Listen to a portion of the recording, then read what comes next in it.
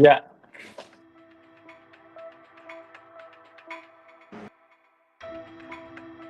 Hello? Hello?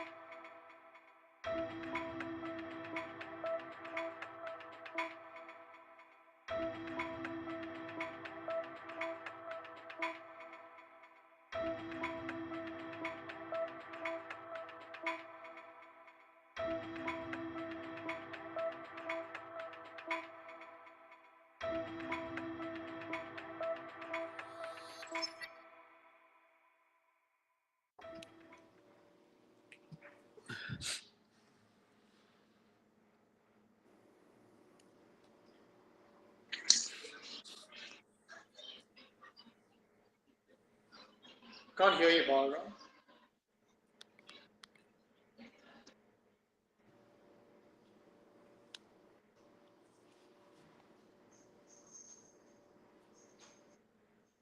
No Balram, no voice. Balram, you have no Okay. voice. Yeah, I fixed it now. I Okay. was mute. Yeah.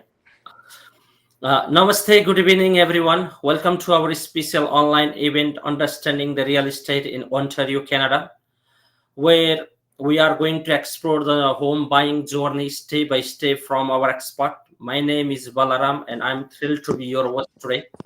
I'm part of 401 Homes Realty and working as a broker of record. And I know that for many newcomers, especially within our community, buying the home in Canada and feel overwhelming. We have brought together the three professionals from the real estate industry will walk through us the process of buying and selling property here in Ontario, Canada. These are the peoples you would normally meet at the different stages of our journey, but tonight we are here in one seasons for you. Please welcome Mike Habib, a senior mortgage specialist who specialized in helping clients secure the best financing options, even if they are new to Canada or have a unique situations. Mr. Ramesh Karki, a real estate lawyer who makes sure all the legal aspects are handled properly from reviewing the agreement to close the deal. Stanley Thumpy, the trusted real estate agent of 401 Homes Realty, who help family to find the right home and navigate today in the housing market. Throughout the season, we will hear from each guest about their role, common challenges people face, and tips that can help you avoid costly mistake. We will also have a questions answer segment. You feel free type your questions in the chat at any time. We will try to answer as many as we can towards the end. So grab your phone or notepad and get ready with powerful and practical conversations that could help you to take a next big step toward the home buying process here in Ontario, Canada. Let's get started. Now I'm going to start the formal program, starting the questions with the Stanley, the realtors from 401 Home Realty. Uh, so, Stanley, what are the most common misconceptions the first-time home buyer have when entering to the market? Can you repeat that again, please, Balram? It's a little bit of background noise. Yeah. What are the most common misconceptions the first-time home buyer have when they are entering to the market? Yeah, the very first misconception is not understanding what type of market they're in. Sometimes they think they're in a slow market and they don't anticipate that an average home has 5, 10, 15 bids. The second misconception is they don't understand the asset prices. There are many different types of homes, right? You have three-level split, four-level splits, ranch. They don't understand actually what type of asset fits them, right? So that's the second misconception that they have. So in terms of, and third thing is the pricing of the asset relative to their needs. So let's say that they have a two-story home, but they think they can get it for probably 500. Meanwhile, a two-story home is probably priced around 800, 850, right? So not understanding what the asset price relative to what their approval rate is. So those are the couple of issues that a lot of newcomers have, because if you buy a bag of rice, you kind of know what the price of rice is, but real estate is not something that they're very used to. They don't do it very often. So those are the few things that they are very surprised when they enter the market. They need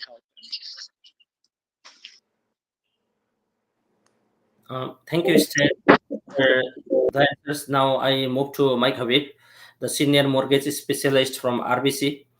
Can you explain the entire mortgage process from pre-approval to closing in the way the first-time homebuyer can understand? Thank you, Balaram. That's a great question, but it's very, very wide question because it's going to include basically the whole presentation that we're going to be talking about. So the first step is for first-time home buyers is to go and meet a professional person for their finance so they can tell them, okay, what they can buy, what they can afford, the process of getting a mortgage pre-approval so they can start shopping. That process will include their budgeting, how much the monthly payment, and the decision that they want to make to buy a house, and be ready when they go and meet their realtor so they can start shopping with confidence, to buy a house that they would like. Because if they don't go through that process and they start shopping before, they may encounter a few difficulties. First one is they don't know the budget. Second thing, they don't know the affordability. The third one, and most important, they may start shopping above their budget. And when they get to the budget where what they can qualify for, they possibly may not like those homes anymore.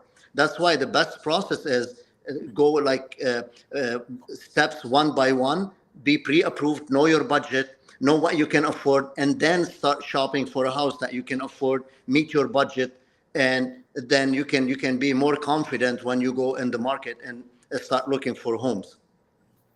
Okay. Thank you, Mike, for that ones. So I'll go move forward to the real estate lawyer, Mr. Ramesh Karki. So, what is your role in the home buying process, especially for the first-time home buyers who may not understand why they need lawyer? Hello, everyone. This is Ramesh Karki from Toronto, Karki Law Firm. The first of all, thanks Balramji and all the team. So the real estate actually is under the provincial jurisdiction. So we should know about that. So basically today's program is focused on primarily this is the first time home buyer. So it's a provincial jurisdiction. That means we are talking about under the provincial law. Law is Ontario law. So it's different than Ontario law than other provinces. So I'm talking about the basically focus on the Ontario law. So the lawyer require each and every transaction of the real estate, even you sell, even you buy, even whatever like refinance and business or everything the lawyer required for or each transactions. So the real estate transaction, there are three kinds of persons involved: realtor first, and mortgage person, mortgage and bank and lender, and third, the lawyer. The lawyer requires for the lawyer involvement generally start from the agreement of purchase and sale. But in practice, generally, the once the lawyer receive the agreement in purchase and sale, after form the deal by the real estate agent. So once we receive the agreement of purchase and sale, it is called APS, and then if there is a condition, we review with the client. But if not, then so we after form the deal, we just review with the one by one terms and conditions with the clients, and then the lawyer review, and we just form the deal. So this is the start from the very first to end of the deal. So the lawyer role is in every each steps to close the deal. Okay. Thank you, Ramesh sir. So I'll come to Mike Habib. Oh, Stanley is here. So the next one goes to Stanley. How do you help your client to decide between condo, townhouse, and the detached? That's a very good question, right? It all depends on the lifestyle. The first thing is condos are very low maintenance, meaning that they don't have to worry about the artwork. They don't have to worry about a lot of the maintenance is included in the condo plan. It depends on what stage in life you're in, but there is a higher cost of ownership as well because of the maintenance fee involved. But the entry point is lower. But again, it all depends on the individual's, what they want. I find a lot of young couples, a lot of them want, a single family home because they want to progress to having kids and mature into that. Um, the price point differs. Condos tend to be having a lower price point entry.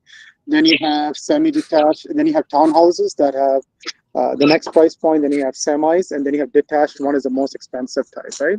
So it all depends on your price of entry. So condos are certainly, generally condos. Now, if you go into the condos situated by the water, condos situated by the golf courses, those are all higher asset, right? But generally, condos afford a lifestyle where the entry point is cheaper.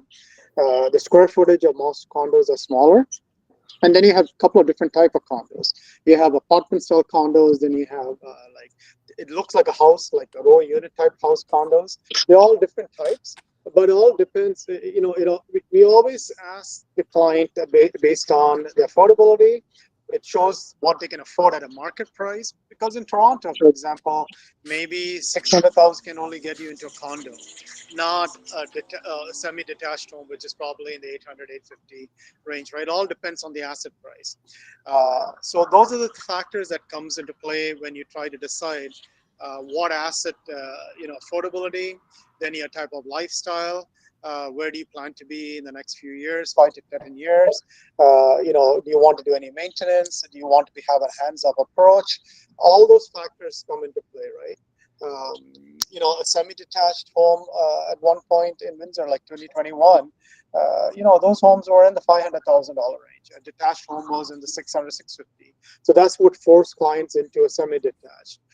Today, you can get a detached home easily for 500, 550 in Windsor, right? So these are the different factors: affordability, your lifestyle, where do you want to be. Those things come into Uh, play. thank you, Stan, making this one more easier. Then now I move forward to the Mike. So, Mike, what are the most common reasons the first-time home buyer struggle to get pre-approved from the mortgage? Thank you for your question. And again, I want to apologize for the audience because I'm out of the country and I can't hear everything my partners are saying, so I may repeat a few things in here. So please accept my apology and sorry for the inconvenience. But going back to Balaram's question, which is a great question again, I would say like really there is a few things first-time home buyers uh, struggle with, and the first one I would want to say preparation.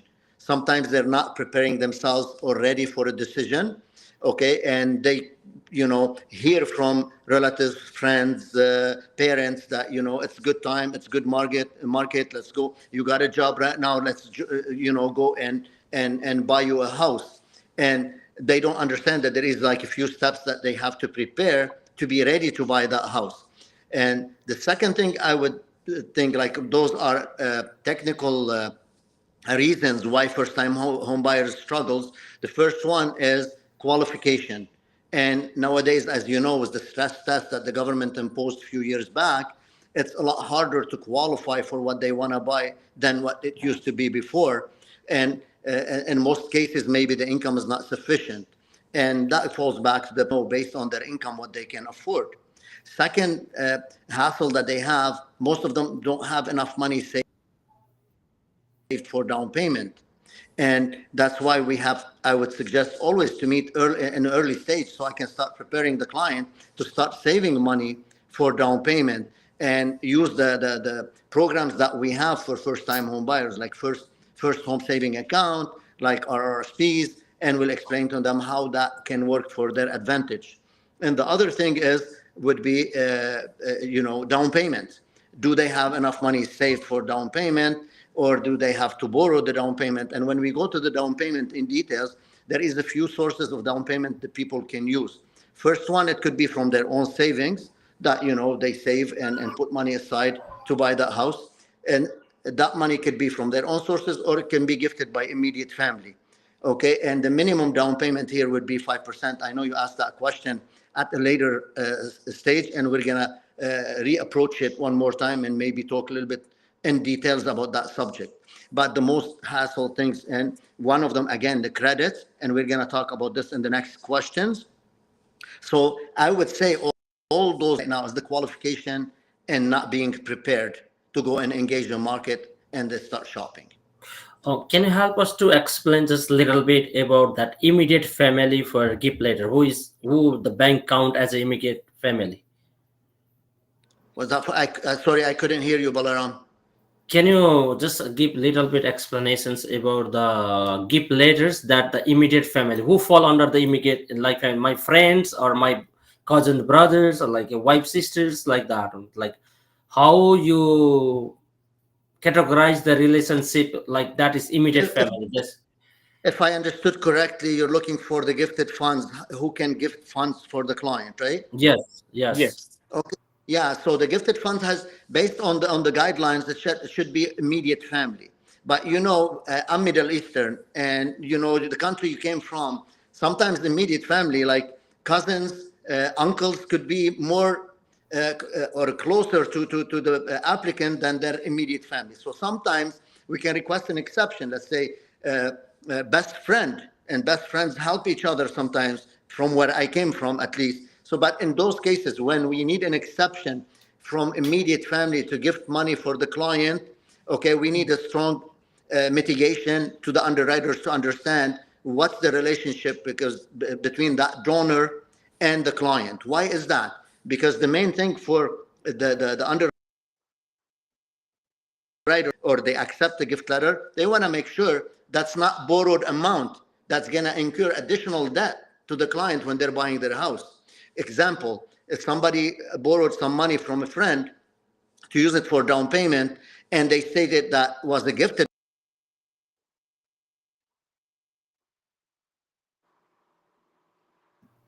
Oh, okay. It's lost. Yeah. Lost the connection. Sorry for the interrupt because my Habib is in vacation, so he tried to make it time to us, but unfortunately we lost the connection. So we'll join him back like as soon as we can. So I'll go with the Ramesh sir for now. So can you help us to break down the legal document that first-time home buyer will encounters? Yeah, there are multiple documents for the starting closing. So when we receive the agreement of purchase and sale to close the deal, the end of the day, the closing date. So we should review the multiple documents with the clients. The starting from the agreement of purchase and sale, all terms and conditions, and after that, so we go to the mortgage commitment and a mortgage approval. So at the same time, we explain about the retainery agreement. Is retainery agreement means agreement between the clients and the lawyer. So we can explain everything there, like how your fee structure, what is the disbursement cost, what is the government fee, how the land transport tax, everything we explain in our retainery agreement. So then first, we do the ID verification with the clients. The government required each lawyer now. The new rule is the two identification because of the after COVID, lots of things going on online and web, no in-person meeting. That's why lots of fraudulence stop going on. So that's why we are individually or video conferencing and do the ID verification. And also we should do the ID verification from the third party as well, not only the lawyer. So there are some required ID verification offices there, so they can require for a third party as well. So, and we can figure it out what is the Canadian residency status here.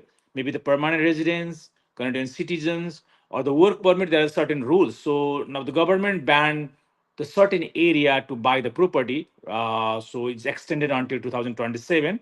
So 2 years is done in this January 2025. Again, extended 2 years more. So that is 27. No foreigner can buy the property in certain area. So it's a residency outside of the country. Foreigner is completely banned to buy the property here.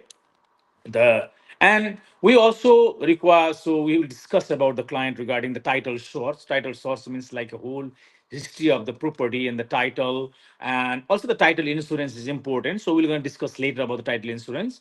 And we will review with the clients like closing documents, what is the trust ledger, means how the calculation of the all, the cost breakdown of those things, and we'll figure it out until agreement to the all closing calculations. So like until the reporting to the clients and the bank. So this is the all kinds of the multiple documents we'll discuss about the clients. Thank you, Ramesh sir. Look like only we two are here for now. So because like two of our guests is like outside, so we are losing That's the fine, we connection. can discuss, that's not a problem. So we can keep discussing about the legal matters as of now. Then when they join, we'll go back to the our farm format. So what are the risks of signing an agreement, a purchase and sale without legal review? So there is any specific clause then a buyer can always have it for the extra cautions when they are offering the property? Yeah, there's a, the regarding that there are two conditions always when you prepare. Generally the lawyer ever never prepare the agreement of purchase and sale. Generally, the lawyer doesn't like to prepare the agreement of purchase and sale. There is a particular person specialized for that. That is the first real estate is called realtor. The realtor prepare the agreement of purchase and sale. That means both real estate agent, one side from the buyer, another side for the seller. So once the all draft the agreement by the buyer side, generally the buyer side realtor is a co-op realtor. So they prepare the agreement of purchase and sale and to offer that agreement and send to the seller's side, realtor, and they negotiate each other with their clients. So both represented by the real estate, they negotiated each other and discuss about the pricing and what kinds of things included there. So generally, so we should figure it out. There are multiple things in agreement and purchase and sell. So generally, the fixture. So we should mention about the agreement of purchase and sell. The terms should be reviewed by the lawyer, even or not sometimes the real estate agent, and form the deal and give to the lawyer later. So, but the focus, we must be focused on that, the fixture and chattels. Chattel means the things included in the, when you buy the agreement, purchase and sale, when you buy the property, that time like a fridge, for example, the stove and all equipment like a dishwasher, washing machine, those kinds of things, AC, furnace, those kinds of things, what kinds of things is available in this property. So we should mention each and every chattels included in this house. And sometimes also the fixture excluded. So for example, you have beautiful like paintings there, so you bought in high price, is very valuable painting and some emotional attachment type of things. So that things, you when you have a, the selling time, the offer time, these kinds of things you should exclude it if you don't want to sell. So they the cross by the seller side and say it is excluded, like a big nice painting you want to exclude in this property. So that time the later say, oh, this is also included, you cannot say that. So you should mention what kinds of things is excluded from the property. And other things like a rental item is, hot water tank is rental or no, and furnace is rental or no. We should mention those kinds of terms and conditions. And the property's physical condition is most important.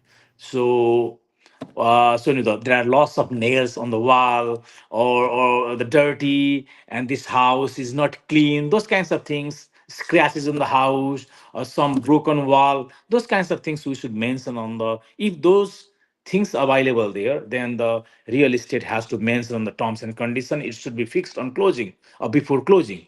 So,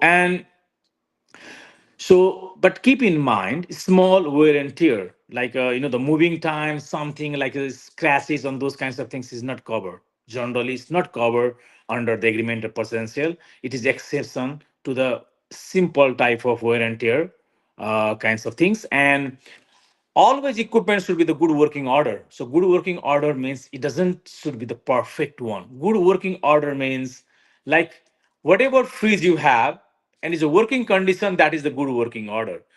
The buyer in the end of the day and come and say, hey, this fridge is not perfect. You cannot say that because you saw when you put offer at that time, when you visited first time to see this house and say, whatever the condition, this condition, you should accept that.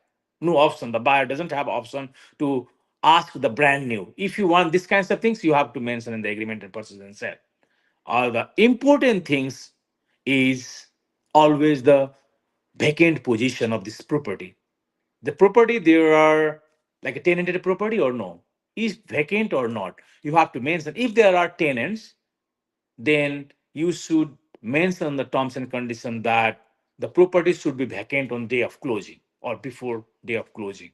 So these kinds of condition is called generally you write in the terms and agreement like the clean condition is called broom soup condition. So it's not like 100% like the hire professional person and clean the house. No, it's like if you want these kinds of things, you must write in the terms and condition. Otherwise, it's generally simple, clean condition.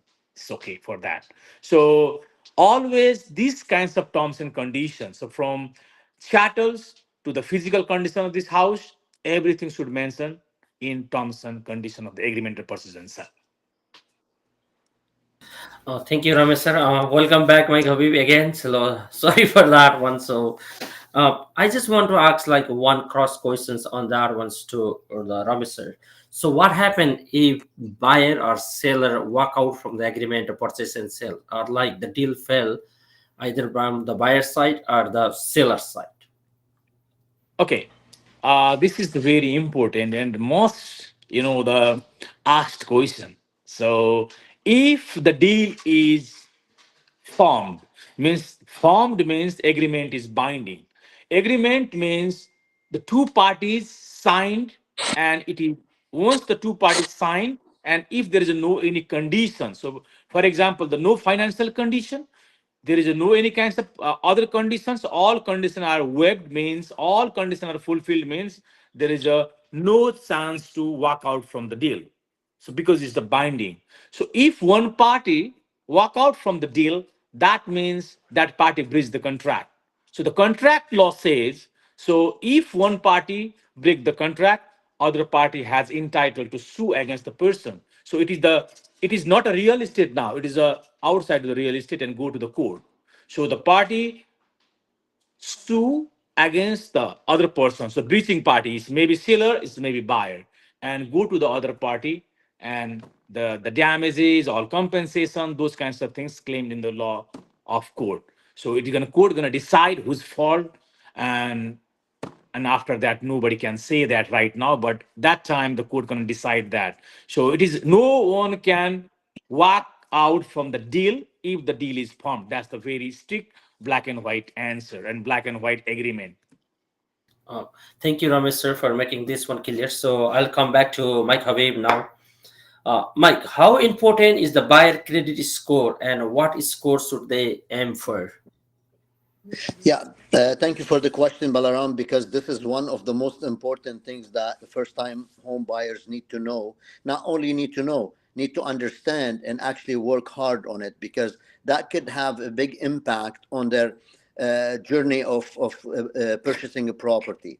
So the credit score basically represent the repayment history of the applicant, meaning anytime they borrow money against credit card, against loan, against property, against the student loan or line of credit, Yeah. they look at how they repay that loan or that debt. That is, a big factor. But the most important factor is how they return that money. Can they return that money? Will they return that money? Do they want to return that money? That's why the credit bureau is so important, because that tells the lender how much they can trust that client, that they can borrow money and pay it on time and always pay their commitment. Also, we look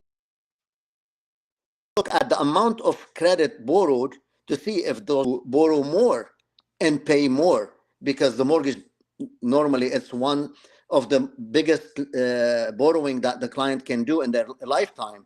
So that's why the credit bureau is so important, because they want to see how their repayment, do they pay on time, should we trust them for more, can they afford more.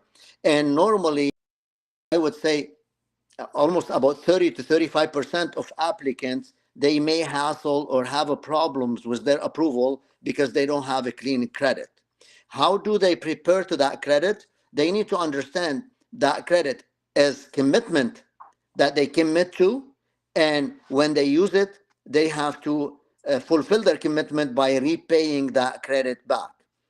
The other thing is, when you get a credit limit, let's say trade credit card, $2,000 limit, you don't want to borrow up to the max of the capability of that, because that's not a good indication, of being comfortable with repaying, because you always credit cards at their max. That indicate for the borrowers or the lenders, the applicant is able to pay their credit on time. They're not comfortable, because nobody likes to pay high interest rate. But if somebody borrows money and always return it on time,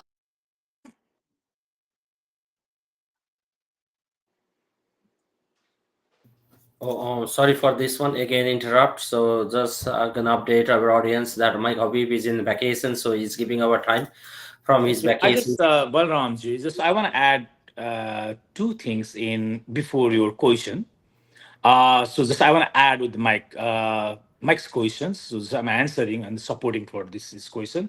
So and once the borrower qualify for the mortgage, and once we have a mortgage, at that time, most of the time, like he says, student loan there is a car loan, the credit card loans or line of credit loans is there, and the bank, especially the all the bank who has those kinds of debt, and they give a condition to the lawyer to pay back before closing, and we should provide the proof of payment. For example, there is a student loan, OSHA student loan, there is a car loan, there are any kinds of other credit card or line of credit loan.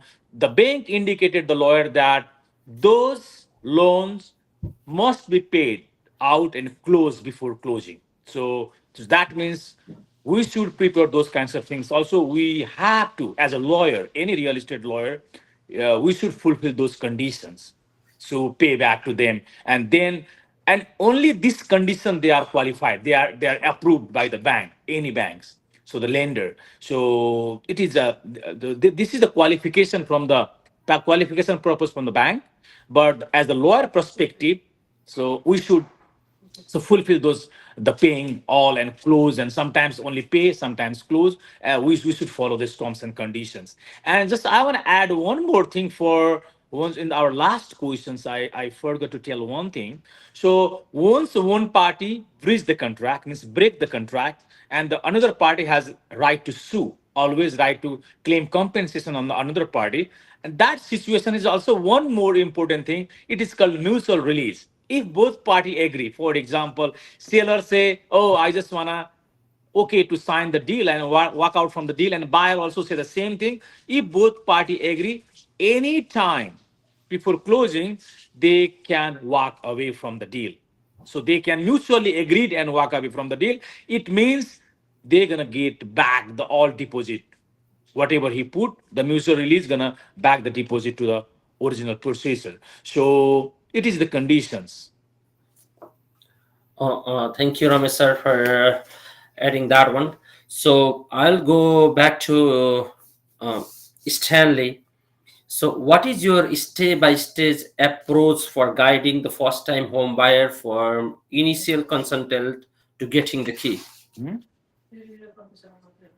Okay, so the very first step is showing them. So once the bank gives them a pre-approval for, let's say, 600,000, the very first step is understanding what type of asset are they requiring for. So sometimes you'll come to me and say, Stan, I want a semi-detached, I want a townhouse.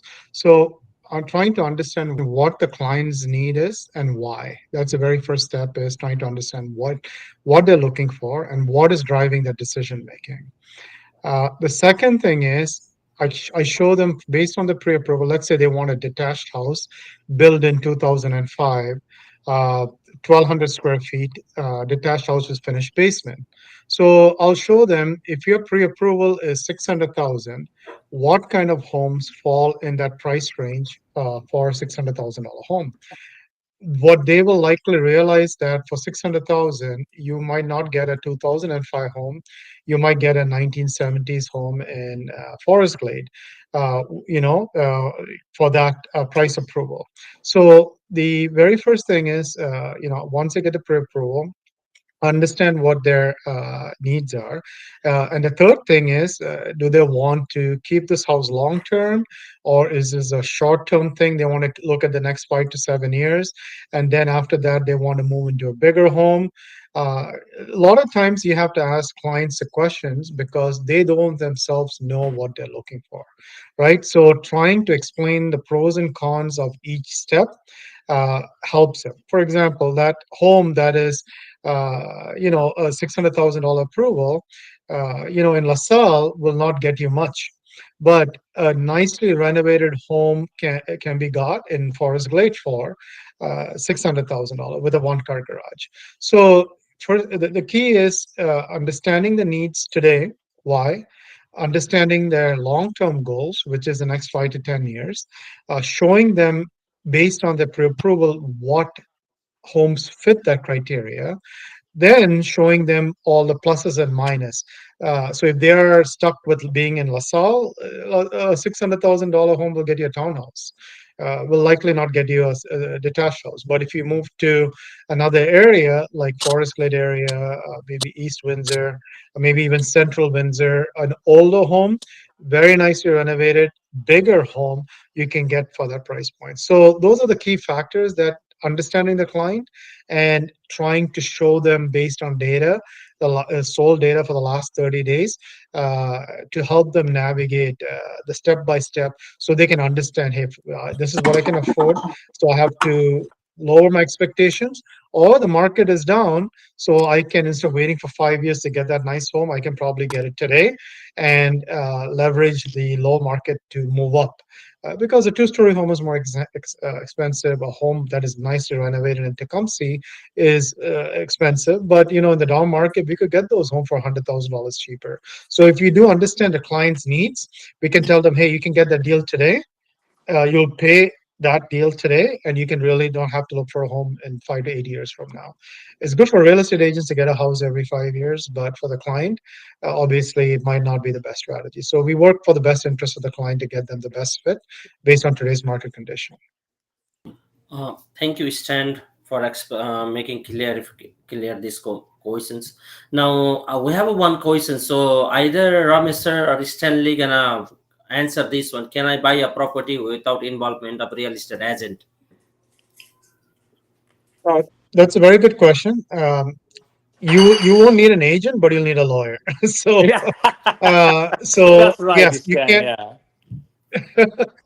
And the So what so important, so as a lawyer, obviously this Chan is 100% right. So yes, they can prepare offer each other. If no, like somebody is selling, someone is buying. So they are mutual know each other, maybe friend or some family member. So who knows each other? That is called like a private deal. So without real estate agent, they can by each other. But keep in mind, I always say same, always, I prefer to do hire real estate agent because they are the expert.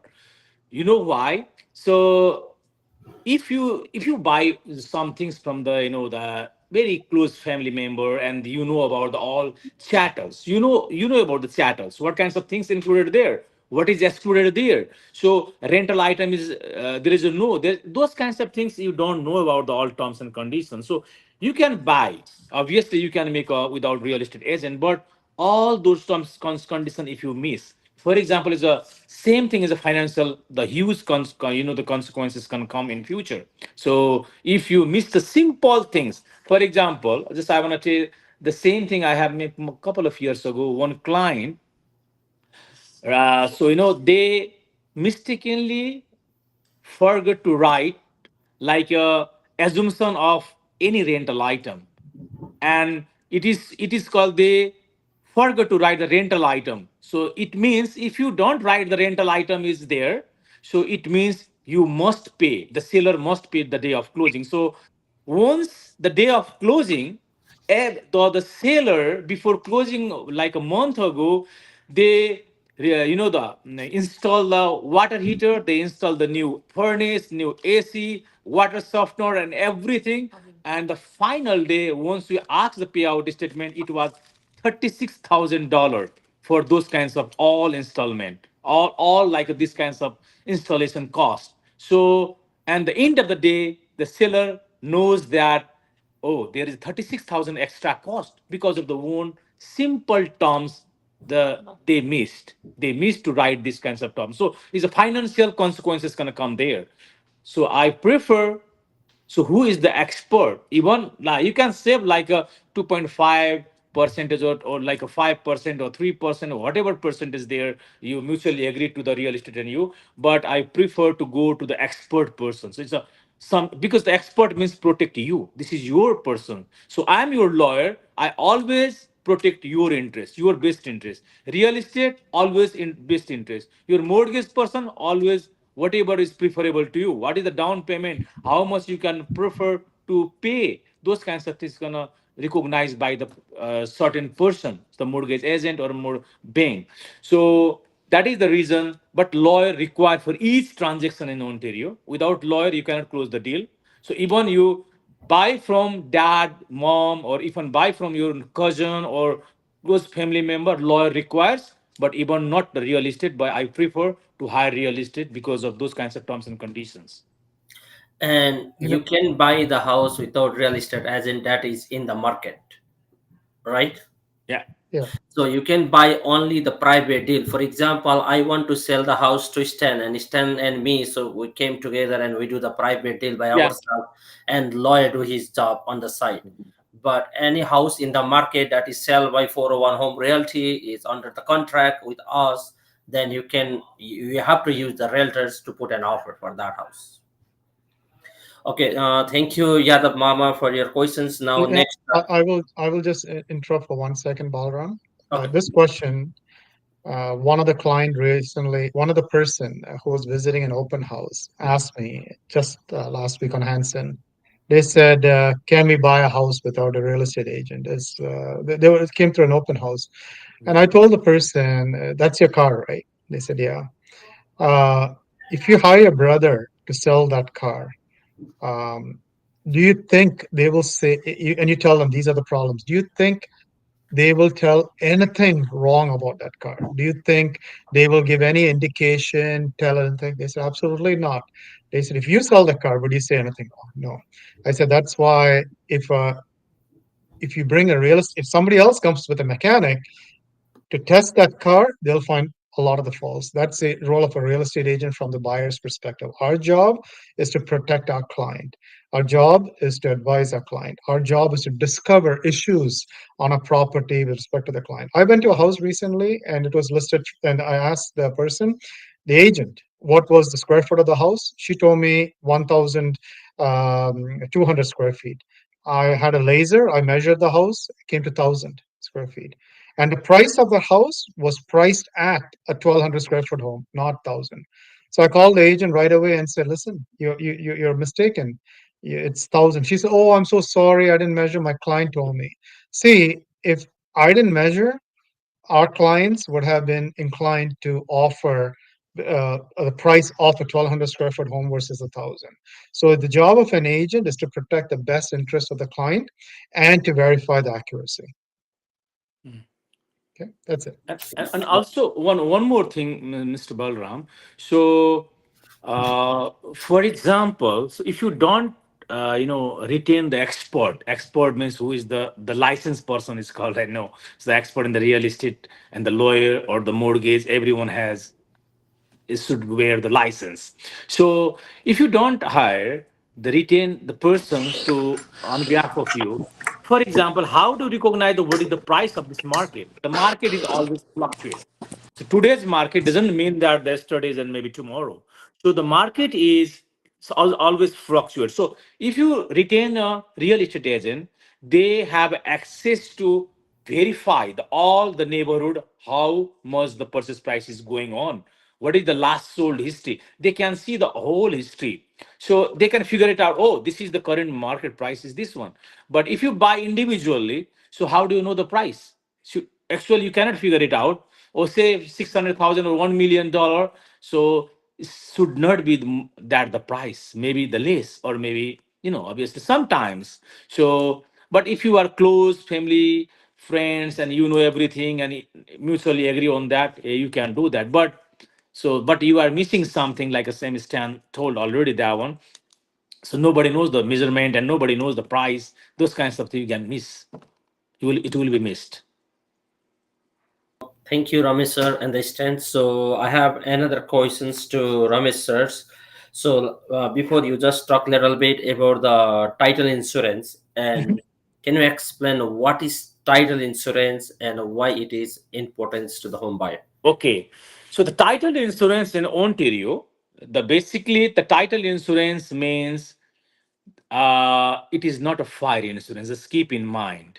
The fire insurance and home insurance is that the buyer, any physical damage happen, it's gonna covered by the fire insurance. Any damage is covered by the physical damage is covered by the home or fire insurance, the same thing. So fire insurance. But the title insurance is the legal damage. Is to protect the property owner and the lender, means the bank, to financial losses caused any issue with the property ownership in the title. So for example, it covers the risk, the protection against the title defect, such as inaccurate record of the claim of the ownership from the long time. So it is a fraud protection. So the lender protection and smooth closing, those kinds of things, like it is the only one-time cost and doesn't cover the future issue, but is the past. If for example, the title insurance means it is called the legal damages covered by the title insurance. Title means is the ownership. If something defect, for example, like the legal defect of any kinds of, maybe any fraud happened like a 20 years ago, any fraudulent stuff happened like a 50 years ago, any kinds of the the breach, any legal terminology, those kinds of things is missed there, those kinds covered by the title insurance. But keep in mind, title insurance, if you are taking money from the bank, so you are lending, so the bank is lending you, so that means the bank require the lawyer to take a title insurance. It's a mandatory. So you cannot say I don't want a title insurance. That means the bank will not release the fund. So it's a mandatory title insurance. So title insurance is a legal protection. It is not, it is not only like so say that it's a required things, but it's also peace of mind too. If you have title insurance, it covers the legal protection to the client, also peace of mind. They can sleep easily if you have title insurance. So we One have question. hundred and hundred things is happening on the title insurance. Some people, recently we heard one news in the CBC, is a very highlighted, like a 6 or 7 month ago, one old couple, so went to the London means UK London, not Ontario London. And when they back from the 6 month, their house was already sold by the froster. And even they sold with the, in the MLS listing, through the multiple offer they sold, and later recognized after 6 months when they back, their house was occupied by the some person.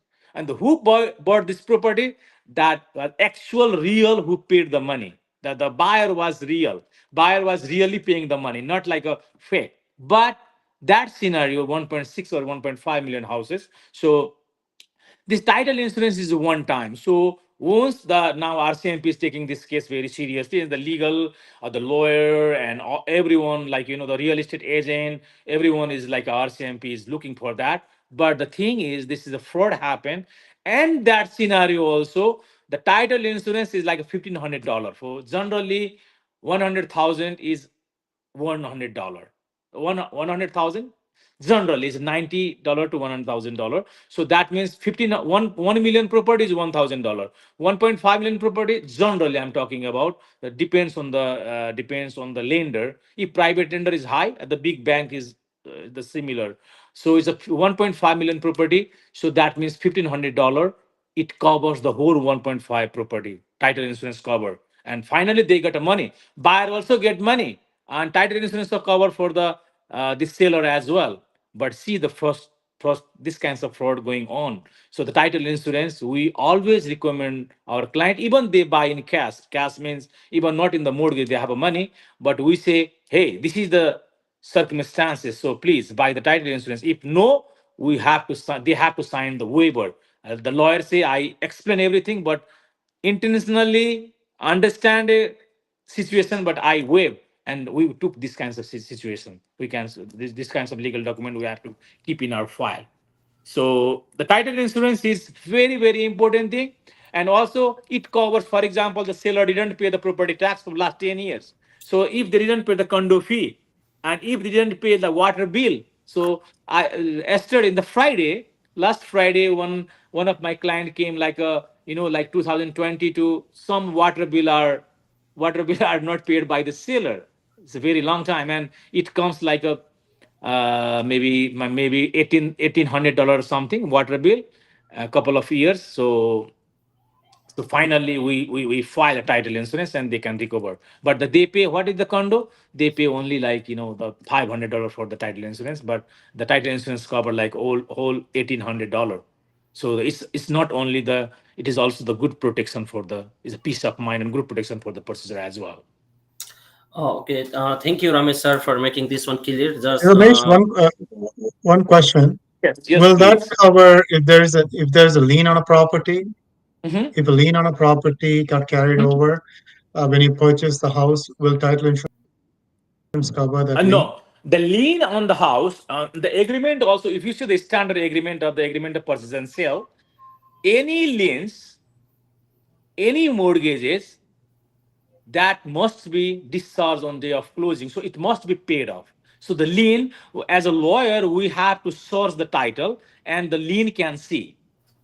We can see the lien and mortgages, any incumbencies we can see there. So that situation, so we can easily see there is a lien or no. So after What if yeah? Yeah. I mean, After what closing, if the after seller closing stand, there's not a cover, but before closing, yes, it covered. after closing is not covered? No, after closing means if the fault of the same buyer is not going to cover, he has to pay himself. But the existing situation, they put a lien on that, then it gonna covers. But it should be the existing past circumstances. anything past I don't understand. circumstances, the title insurance gonna No, so cover. that means today is the closing date. For example, today is the closing date. So lien is before the closing date or after the closing date. If the before the closing date, the Before. lawyer can see the lien. So there is a no lien then. Without, if there is lien, it must be paid off. Other, if the lawyer source on the day of registration time too, so there is a no lien, it must be paid off. It's So the it title happens insurance. after, then what happens? Okay, it happens. Then the ace lawyer has their own insurance. So insurance, this is lawyer's fault. Then it's gonna cover by the lawyer's insurance. Is it? So it happens after the closing? No. So if the when is the lien before or after, the lawyer is responsible on the day of closing. After closing, we don't know what gonna lien on this property. But See, before closing, yeah, let's say you closed on a house today yes. and the seller had a judgment against the property come 30 days later after Mhm. closing. Yeah. So who's responsible? No. The lien was placed on the house 30 days later No, they cannot after place on closing. the house after 30 days because this house is sold today. They cannot register lien on after the closing date. The new owner, it is not going to register. Technically, they cannot register on the other person's name. No, the same persons, because the property owner is different now, they cannot register. So if I buy today, so that means if you are seller, I am a buyer, and today is the closing date, and if your mistake is after 1 month, it's not going to register lien on this property because the property is already sold. The lawyer cannot register on the other person's name. Even the court, So it no. has to be registered on that person's name. Okay. No, only the person's name. It is called execution stand. It is not like a lien on the particular property, but they can register on the. It is called the execution. It is a read.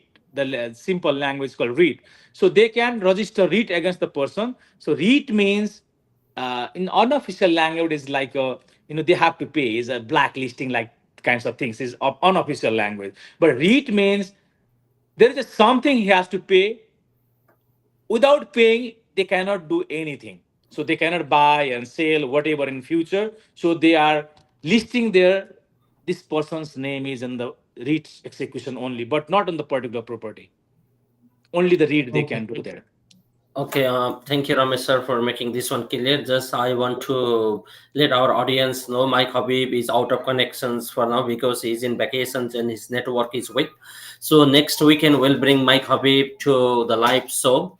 So we are seeing some of the questions regarding the mortgage, like from Yadam Mama, Khemdaju. So we can take your questions right now because this one related to Mike Habib. So let's wait for a week. So next weekend we'll bring Mike Habib along and we can discuss about the mortgage, any real estate legal questions and the questions to the realtors. So we're gonna pick you up. So moving forward, so I gonna talk, Stanley. What advice do you have for the buyer looking in the competitive market, and how you navigate them to make a strong offer without overpaying?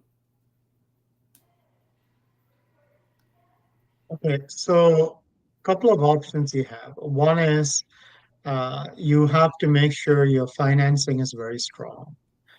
In a very competitive market, 6 months ago, I put an offer on a house that had 28 bids, right? So you have to make sure that the reason you have 28 bids on a property is because the property value was listed 100,000, $150,000 lower. So first thing is understand what the market value of the property is. You really have to understand asset prices. So you're a real estate agent and you have to really understand what is a property valued at. Just because it's listed 100,000 50 low doesn't mean that you're going to get a bargain. The second is you have to understand, work with the real estate agent. One of the things I look at is what did the purchaser buy the property at? Those are the things that you look at, right? So then you work with the agent uh, to understand what the seller's expectations are, what the needs are. Sometimes agents will tell you, sometimes they won't. The third thing is if your financing is very strong, you work with a mortgage broker and say, hey, can I go in without financing conditions on that house? And the mortgage broker will advise you if you can. A lot of times I had our offers accepted, which was 15 to 20,000 lower than the highest offer, only because we had no financing clause on our condition. The third thing is you have to you have to close according to the seller's closing date. You have to truly understand a lot about the seller before you actually even put an offer. You have to understand what their needs are, and you line up the offer to make it that. Fourth thing is, if a house requires renovation, you have to, and lots of renovation, you have to understand two things. One is that if the mortgage is approved for a certain amount, because you became 50,000 less, doesn't mean that 50,000 is given to you for renovation. It just goes to zero. So those are the houses that you get the most biggest value because 90% of the people walk out and 10% of the people walk in. So if your agent has contractors and stuff that you can work with, and if you find that the budget is 10 to 15,000, you have the money sitting in your pocket, then it might be worth going in so you don't overpay because there won't be that many bids on a house that requires work.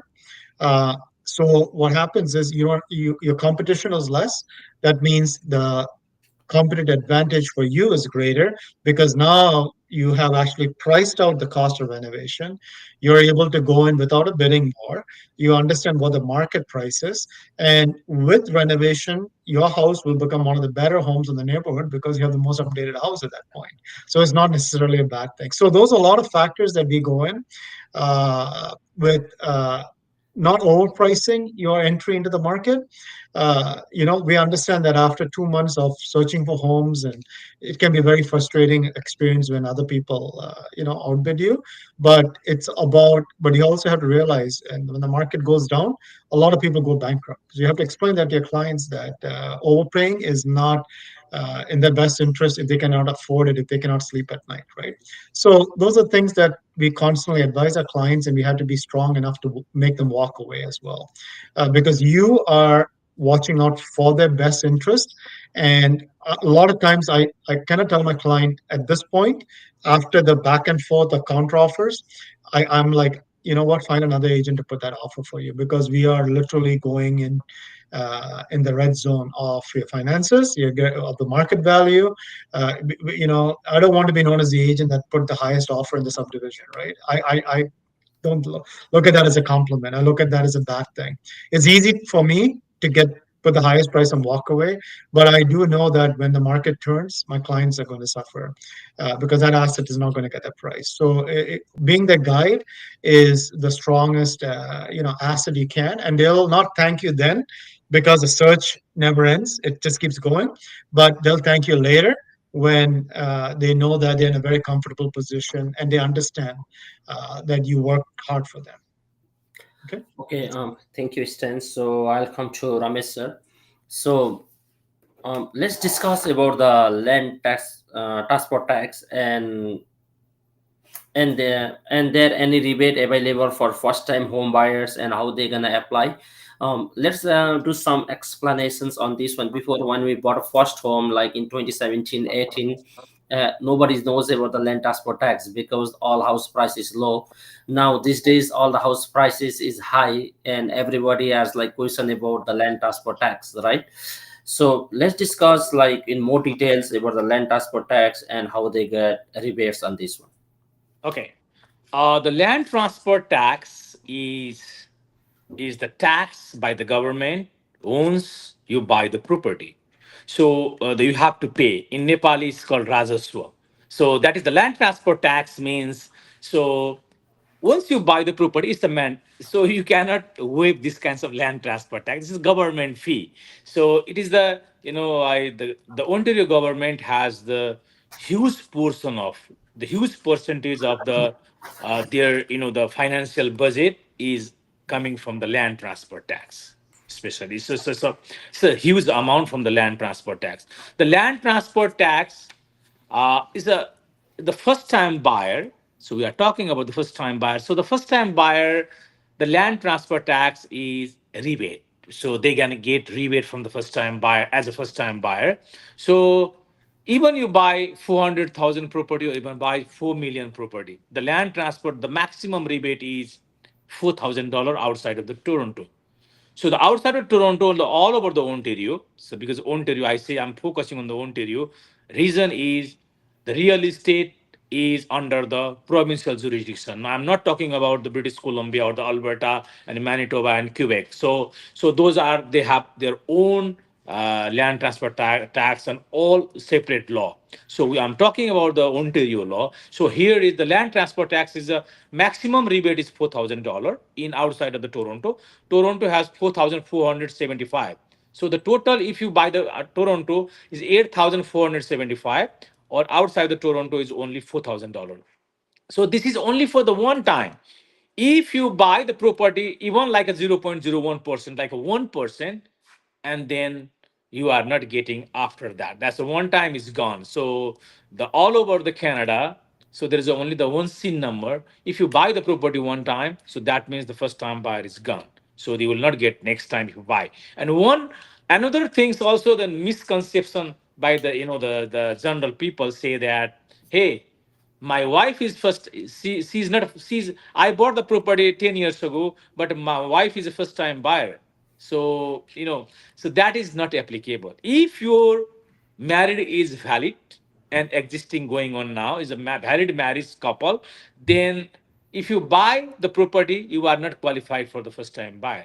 So they are treated under the the TRA, the Exercise Act. They say that, and they are treated the same. So even you are first time buyer, even not your spouse, any spouse, they are not qualified for the first time buyer if the marriage is valid, is the marriage existing. So this is there's a lots of things in the this first time buyer rebate or no. But if you married couple, one person property has already, they have a property they bought already, then other partner is not qualified for the first time buyer. So it's a, the always the first the rebate is applicable in the time of closing. Lawyer can, so if I click the button is a first time buyer, it automatically rebate the this first time buyer. So in after closing, they are not going to claim the first time buyer. It is automatically deducted from the land transfer tax. So no need to apply for the rebate later. So it's gonna deduct it on the day of closing. Okay, thank you, I have Ramesh. one I question, wanna. please. Yes, please. Uh, so if the husband bought the house, if he was single and he bought the home first, Hmm. and then the next home, if the wife buys only in her name Hmm. and the mortgage is only in her name, Yeah. so you're telling me it still can't qualify as a first-time buyer? No, what is that? We always say the date of marriage. We look the date of marriage. The time of marriage, for example, January 1st, 2025. So that they married the date. Okay. So we identify the date of marriage. So if you bought the property, when you buy the property, what time, what date, and later or after, and what is your marriage time.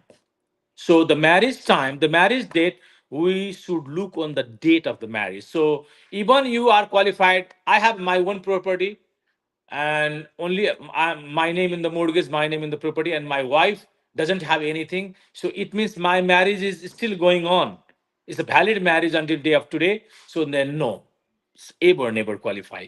So that we always see, for example, they bought the property 10 years ago and that time sold 5 years ago and married after couple of and the divorce or separation, those kinds of things after that time. It's a lots of things there. And then some exception there to qualify, but is only one whole session for those kinds of things we'll discuss later. But simply there is a, if one person means one spouse is the valid marriage and one spouse has property and then another party has not qualified.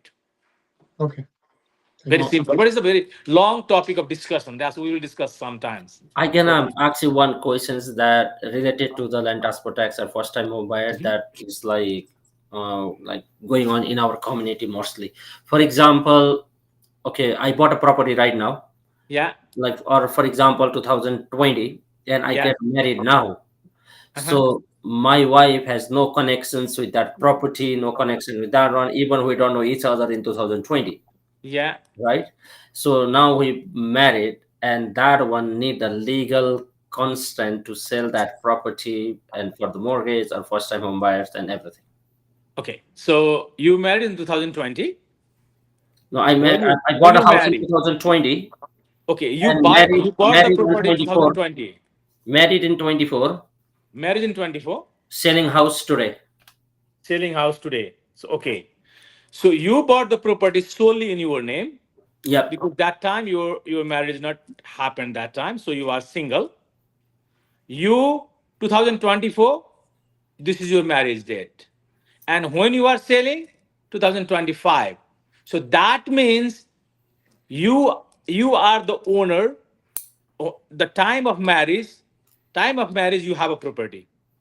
Yes. So Yeah. that means it's a valid marriage 2024, even you bought 2022. So your wife, if you buy selling or buying anything, so if this is a primary home, you are talking about the buyer side or the seller side. If a seller side, if you asked me, so if this is a primary home, even your wife doesn't have ownership on this property, she has a 50% ownership as a family law. Family law overruled every law. So family law, as per the family law of Ontario, so even she doesn't have the ownership on the property. Even after 24, you buy it in 20. So if the family house is a primary home, wife wife means not I'm talking about wife, any spouse has the 50% ownership on this house, even not name on this property. Okay. Oh, And okay. for the buyer side, if you are talking about the buyer side, so that time your valid marriage is 24 to 25.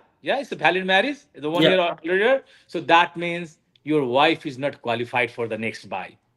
It's already Oh, valid marriage. It's not a first time buyer. I'm talking about first time buyer rebate. yeah. She is not eligible for the rebate for the first time buyer. Oh, okay. So I just want to add another question because the question Please. keep coming. We are running out of the time too because like Yeah. what the happening in our community, I just want to make clear to everyone that they knows that one. For example, you said 50-50 to the spouse, even like the married spouse, right? Yes. For Yes. example, I bought a house, my parents named there, like my mom, my dad, and myself named there. Yeah. And let's say God forbidden, like happens, like divorce case happen under my name, Uh-huh. me and my wife is getting separated and she get my portions 50 portions or like whole portions of 50 No, portions. no, no, no, no. Very interesting. Okay, it Yeah, happens every day. So, what is your percentage on this property? Maybe 1% or maybe 99% or 50%. Depends on that. For example, your dad and mom, your parents has 50 or maybe 33, 33, 33, 33. For 33. example, just Yeah, very yeah. random. We can say is 33, yeah, for the three-person. So, your ownership on this house is only 33%, 33. Okay, so Uh, that means if the separation is going on after that, if separation scenario come in yeah, future, that time your wife means any spouse. I'm not talking about wife and husband, any other spouses who, but it should be the primary home. Please keep in mind, if not a primary home, there's different kinds of law applicable there. But if the primary home, so that scenario, C is eligible only your portion. It's not all your dad and mom. So 33%, even 50%, that 50%, 33% of 50%. So that means just divided by two. okay, and another question, if I do like transfer my name, like for example transfer the property on my parents name without knowing my current spouse. Oh, that's the fraud. That's the fraud. So if you are transferring your property with transferring your title without consent your wife, then that is the wife has legal rights to sue against you. This is not only the legal compensation, like not a civil, that is fraudulent stuff too. So is this kinds of scenario, your wife, your spouse must consent to sell the property, because selling your portion, that is the sale. Even you transfer title to your dad and mom, your 33%, you should take consent to your spouse. So that's why this is completely not only the like a civil things. So it is also, it's a huge penalty and huge, this kinds of fraudulent stuff. So don't, those kinds of things is very serious. Okay. Thank you, Ramesh sir. Now we have two more questions for each of you. Then I'm gonna pick up like one questions from Kemdai related to the legal procedures. Then we can end the conversations. Mhm. So Stanley, how important is the locations for versus house condition for first-time home buyer with limited budget? How important is the what? Locations versus house conditions for first-time home buyer with limited budget. You know, location in real estate, one of the first thing they teach you is location, location, location, right? That Yeah. drives always the price of an asset. It all depends on, we deal with multiple first-time buyers, and that's why the questions we ask them is we take them to two different areas. One is an A-class area, which has location. But then you look at based on their price budget, what they can afford in an A-class area is very likely much less of an asset compared to going to a B minus area will likely fit their perception of the house they want based on the budget approval, because approval amount is dictating everything.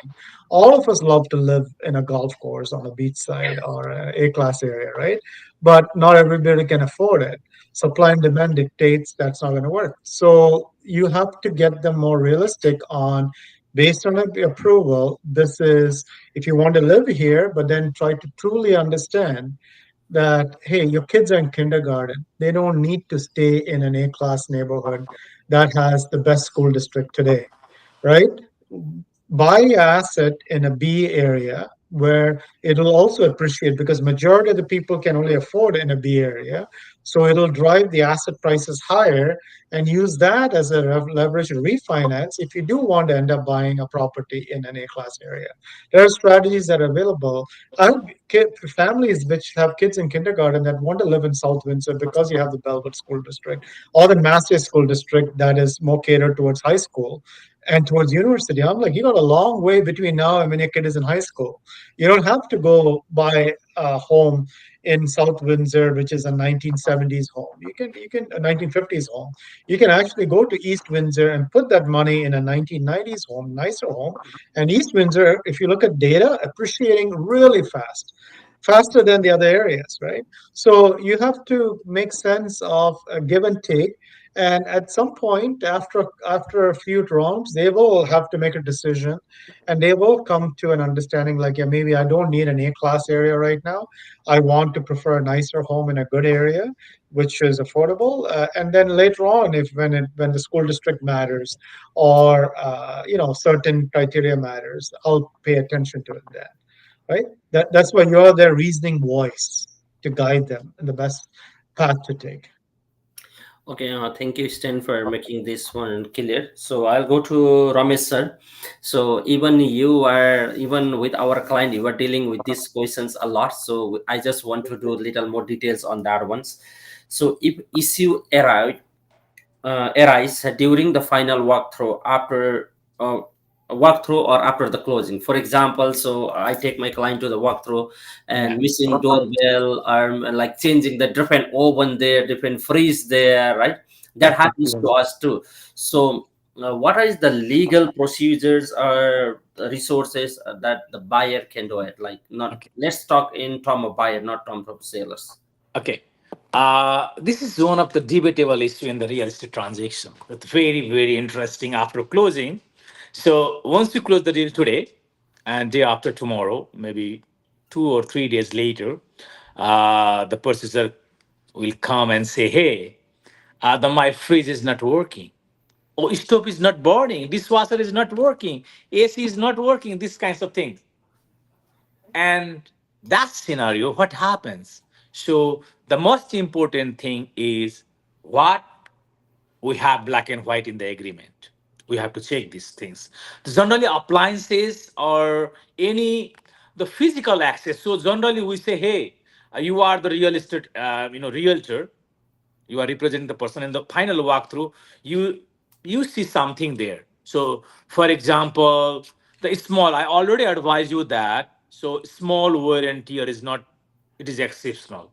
You cannot, the seller say, hey, it was the same conditions from before, and they are not going to the wall on the nail and going to fix. The very simple, if you are the honest seller, they just buy Home Depot and the cover the nails hole. So it's a very simple thing.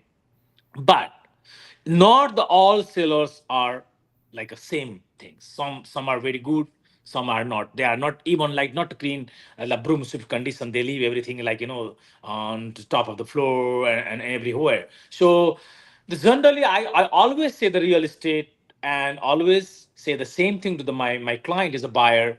So the only two-person has access on this house, real estate and the buyer is the client. So as a lawyer, I don't have access on this house.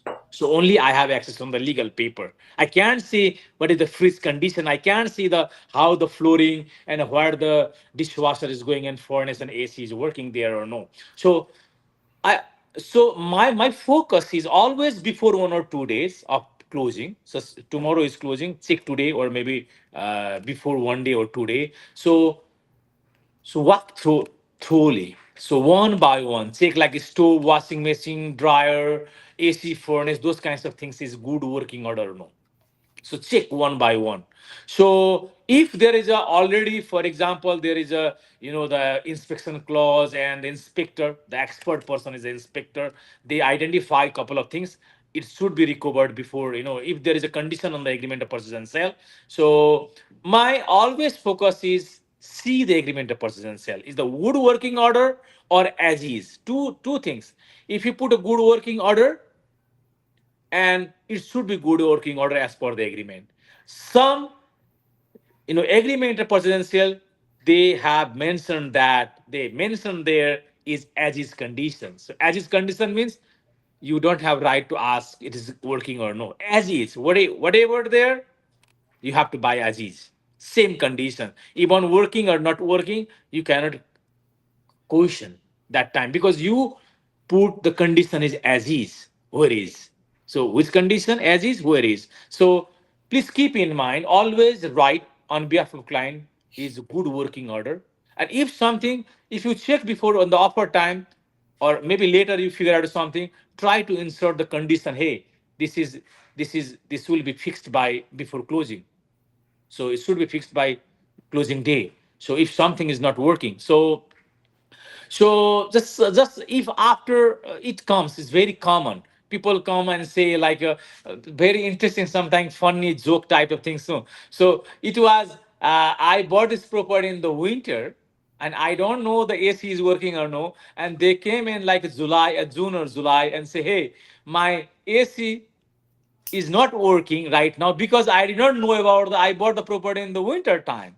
So I just first time start the AC is not working in July or maybe June, July time. So AC is not working. And then that scenario, very standard answer by the seller. They sent to us, the buyer sent, hey, not, and I forward to this email to the seller's lawyer and the seller's lawyer. And sellers, very standard answer is always, so it was in the good condition the day of closing, maybe they broke it themselves the very next day. Who is responsible after closing? That's why the physical things, any kinds of the physical discrepancies, so it's a very hard to recover after closing. But keep in mind one thing is important. So always the party has right to sue, right to claim against any court of law. They have right, and that time court can decide. We can decide this kinds of thing if the litigation matter. So say the fridge is not working, the AC is not working after 5 months, and that time no installation of AC, and that scenario is all questionable in the court of law. And the court of law and say one interesting example I just want to share. So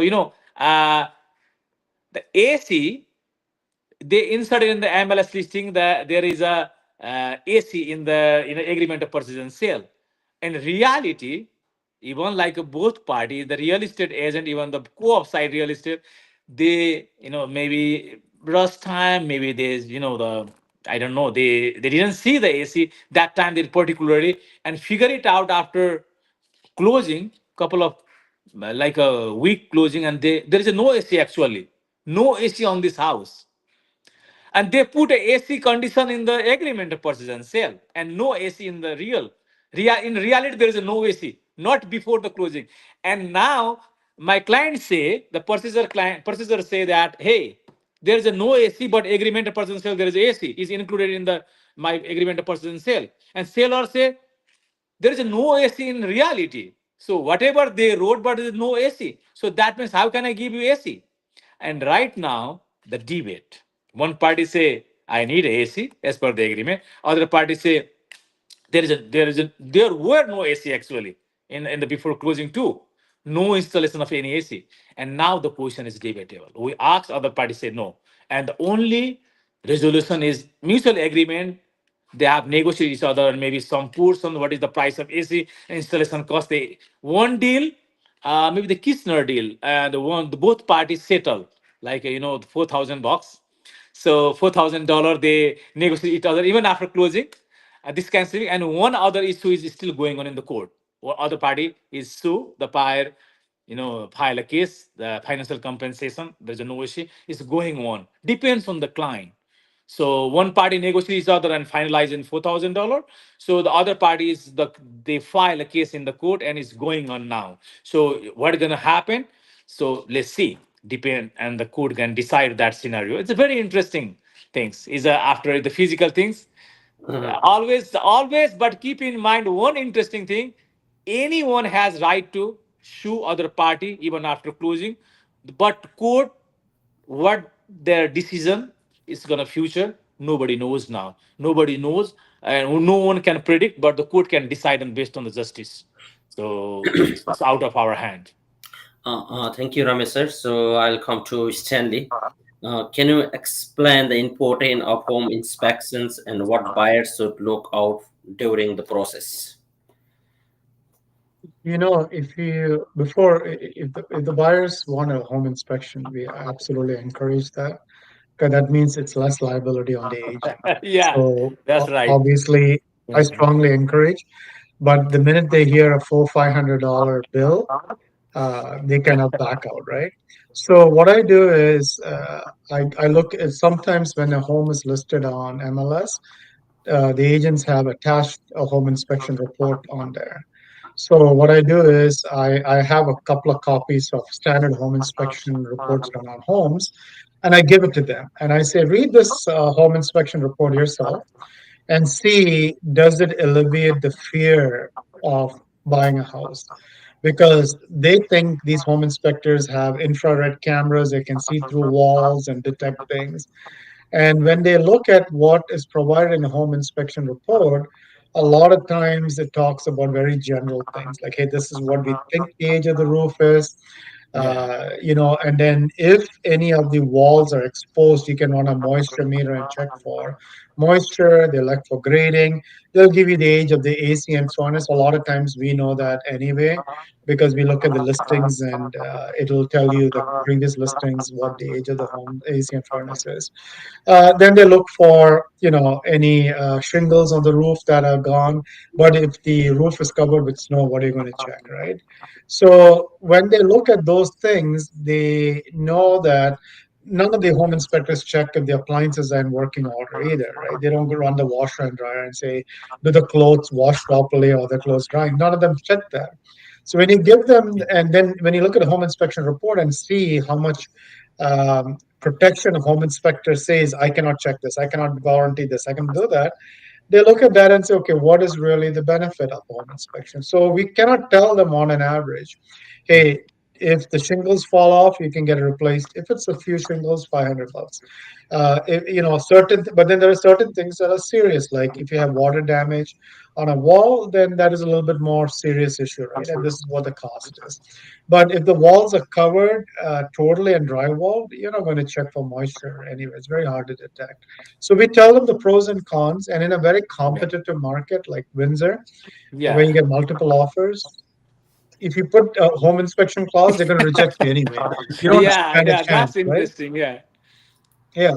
So a lot of times, the home inspection value that it provides, and second is the uh, accountability of a home inspector because home inspection is a non-regulated industry. You can take a class online and call yourself a certified home inspector. It is non-regulated industry. It's not like real estate. It's not like law. Anybody can become a home inspector. So when they see that, they're like, "Why am I spending $500?" So, agent, you go and see what the best you can catch for me. Is where the questions normally come in. That's why we have our tools of a moisture meter, we have drones that go up on the roof and see things. We kind of do what a home inspector does, and it makes you look a little bit more competitive, a little bit more technical when you go in with these tools. And like for example, the laser that right away you caught off the back that the home was not 1,200 square feet, it was 1,000 square feet. Right, those things when the client sees, they say, okay, my agent is actually working for my best interest and working for my thing. And then when you see the home inspection report, they're like, okay, you know what? Really, I'm not paying $500 for that. But a majority of the time, the clients will tell the agent to pay for it, obviously, if they're ending up, and we end up eating the cost if it really does require. But otherwise, we kind of have to show them this is what they're getting for your money's worth in terms of home inspection. Okay. Okay, thank you. So I have one more questions. So before that one, so I think Ramesh sir can answer this one. The questions. Can anyone claim any rental house to their residential just before selling 2 months ahead, even they are residing in the other house? So So can maybe anyone? rental. Yeah. So anyone claim any real rental rental house to the residential just before selling 2 months ahead, and even the even residence in other house. other house. What do you mean? What does it mean? So that's how I understand is if I have a residential house or a rental house and I have primary resident this house, so and I want to sell the rental property, and Mhm. before 2 months ahead I can move my address over there and claim that one as a primary Oh, resident. that's That's what that's I understand. okay. Okay. This is the tax issue. Okay. So, as a lawyer, whatever we are discussing now, so we are talking about those things. Is I should disclaim. I should verify everyone has. It's a disclaimer. I have to mention that this is not a legal opinion. This is only discussion. So, the question is the tax issue. As a lawyer, I cannot say those kinds of things. So it is a tax evasion or tax things. You can move one house to another house. So before 2 months and like a primary, this is the lots of things in the tax issues. The tax expert can advise, but very simple as a general, as a, not a legal perspective, a very general answer as a layman answer. If you say that, so so if you when is only the primary home means if you have more than one house, so maybe two houses or three houses, so many houses doesn't matter. So only if more than one houses, leave it. There is also other exception for the the cottage and or other things is a different story. I'm not going there. So there is a lots of big issues. So if you have more than two houses, one house is residential, another is your business. So there's a renting income, investment property. So if you are living this house, selling today, the day of you are residing there, this is the date is important things. If you are residing on this property today, this is your primary home. If you are moving other places, this house is other moving place is automatically that date it is another house is your primary home, and this house is converted to the business. And also the CRA rule, Canadian Revenue Agency, they have particular rule that I'm not the tax part. I'm delivering that. Only the legal perspective. Only the date. If today's date for that date, they calculate like based on that price of that date, and another capital gain tax on whatever tax there after that. So it's calculated from there. So it is a big issue. So we'll discuss about this. This is a own hour only the particular conversation on this. It's the better to ask the tax person and lawyer together, and it will be very interesting that there. Okay, now we are in the very last segment of this show. So I'll go with Stanley. Then I'll come to Ramesh sir. So, what the red flag do you often see the listing the first time home buyer may miss when you are showing the property? What are the what? I'm sorry. What red flag do you often see in the listing that first time home buyer may miss while you are showing the property to first time home buyer? Oh, what are the Red flags? flag. So red Yes. flag means blacklisted or something is in fraud happened or no. That's the red flag. I'm talking. You are talking about that, huh? Yeah, any red flag to Yeah. the first time home buyer when you showing the house, what they need to be more aware of that ones or like that. Yeah, there are certain key attributes on where the house is located. Is it near a cemetery? Is it near a train? Is it near the highway? When people look at a house on MLS or Realtor, they just look at the condition of the house. They don't look at where this house is situated on the larger scale. I always look at things. Is it located near high density, multi unit buildings or homes, right? Because the higher the population density, you have a more transient nature of people living in those apartments, which can affect the resale value of your house. For example, your house could be within, in South Windsor, there's an area where one street is great. Right across the street is all there's like small apartment units, like all along that area. So the resale value of the homes in there, in that one a friend of mine was looking from Montreal to buy the house in there, and they thought it was South Windsor, right? It's all single family homes, but you don't realize that right across it is all these apartment units, and you have a lot of people going in and out, traffic issues, a lot of overcrowding in that area. Those things are, is an issue which people don't catch. Then also, when a house is staged, a staging is usually done to hide a lot of things. For example, you will look at a carpet which is really old. The stager will come and put a beautiful rug that covers 80% of the carpet, right? And beneath the carpet is all stains and old and wear and tear. So as soon as I walk into a house, I see a carpet that covers 80% of the area, I tell them, you know what?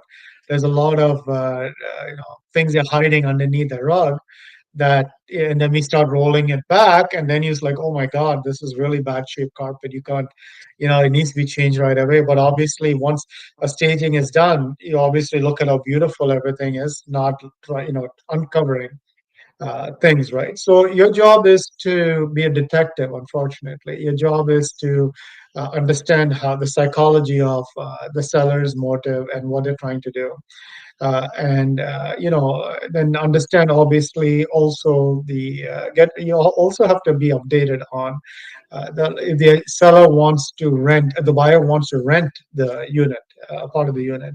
You have to explain to them that the unit does not it's not a licensed unit, or it's not a lot of people in Windsor, I would say a good 95% of them build their basements without any permit. So now, in Brampton and everywhere else, they're putting this licensing thing in. So now it becomes an issue because now it suddenly doesn't meet code. So your job was to explain to them and say, hey, listen, be prepared to spend another $25,000 on putting bigger windows and fireproofing certain areas. And there's a lot of things that you'll need to be prepared for, so that if your intention is to rent a portion of your home to pay your mortgage, then you have to understand the risk associated with it, right? And then also the things associated with the landlord tenant board. If somebody doesn't pay rent, you got to wait 8 months before you get a court hearing even. Get them educated on a lot of things that they're not educated on, so they can make an educated decision on the path they're taking, right? So once you do a lot of things back and forth, you'll truly understand, and as long as people know what the risk is and they accept that risk, they cannot blame you. So your job is to expose the red flags in a home and an area and get them educated. And then at the end of the day, they'll appreciate the red flags you give it. And the good thing is, when you educate them, they start catching those things in the future homes. So it's not you forget everything. They're also watching for things, right? Like, you don't know, homes built in Windsor between 1992 or 93 to 2005, they have this high-tech plumbing. The pipe explodes after a few years. It is an approved used by the government. It's a totally approved product. But a lot of these homes got built with Kitech, and if you buy the house for the client and you don't know what Kitech is, and the client doesn't know, and then and the pipe burst. It happened to one of my friends. The pipe burst. He had to spend 25,000 out of pocket because insurance said we don't cover Kitech. So who do they blame? If you're still alive, they'll blame you. Right? So you have to be very aware of what the insurance doesn't cover. When insurance asks you certain questions, they're not asking you to, just for fun. They're asking you because there are certain risk associated with it, right? So you have to understand what risk associated with certain homes. You have to understand what attributes make a house less desirable in a similar neighborhood. You have to understand also the things that the seller is not disclosing, or the staging people are trying to hide. And it's a cat and mouse game. You always have to be on the top of things when you're trying to, get into a property. Like, you don't test the washer machine and the dryer when you buy a house, right? You don't run your clothes and say, hey, is it working? you know, you move in and the seller calls you and say, hey, my dryer is taking 3 hours to dry my clothes, right? What do you do at that point? What do you do, right? No, nothing. You You're can't do stuck. anything. yeah. I had a seller and a buyer that they sold the house to me and they bought a house to me. And when they bought the house, they found out that one of the coils, one of the burners on the oven was not working. Out Mhm. of four burners, one was not working, right? So I obviously asked the agent, and first thing, right? And obviously everybody said, "Oh, it was working. We cooked dinner the night before. It was great." And your buyer broke it. So you're in the middle, right? I mean, it is a $1.5 million transaction. What I do, I just call the company. I said, deliver a brand new stove in 3 days. And guess what? They were happy. They took the old one out. They got a brand new stove. You know what? Just I don't like listening to complaints. 3 days later, they got a brand new stove. The delivery company took the old one out and put a new one in. It's a cost of doing business for agents, right? It's your reputation that matters. You don't worry about the small things, and you move on. That's all the way I look at it. Okay, thank you, Stan. So now, Add one more thing, Balaram. So the risk associated on the physical discrepancy, as well as sometimes fire happened on this house maybe long time ago. It's gonna affect for the mortgage qualification too, and sometimes the red flag is the suicide in this house, marijuana growing in this house, fire in the past time fire happened in this house. So sometimes underground tank or the well and gas underground this the maybe the tank under yeah, this house, or sometimes tenanted or the owner occupied. Everything is based on this red flag, and as a seller should disclose those kinds of things in the listing. So but in reality sometimes they try to hide. And for the market is the market is, if you somebody say, "Hey, the suicide on this house," obviously nobody is interested to go buy this house. So those kinds of things is always risk is associated with these kinds of things. So yeah. So we have to, as a buyer, they just wanna know everything in advance, those kinds of things. okay. Thank you. So, very last question to Ramesh sir. Now we are closing the show and closing the house at the same time.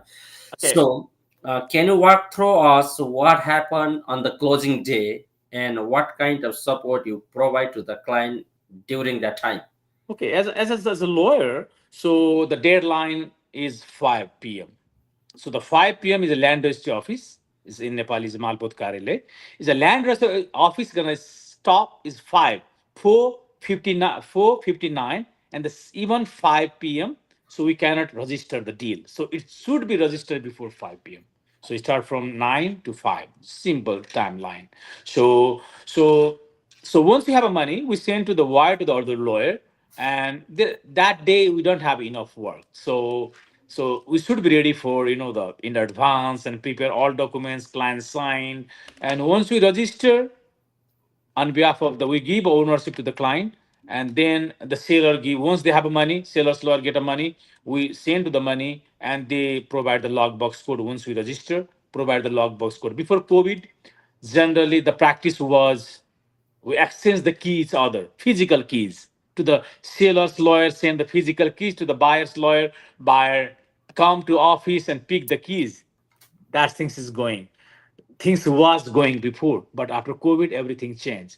Even no in-person meeting, video conferencing, online and web stops, this everything changed the COVID. So now, so they provide the logbox code, and once we have logbox code, we give to the logbox code, go open the logbox code, get a keys there, rest of the keys is inside. So that days we don't have enough work. So already we must finish all work in advance day before. So that day is just the wishing their God, go and pray, enter the house, fun time, enjoying. These kinds of things happen. That is a very enjoyable moment to the each procedure.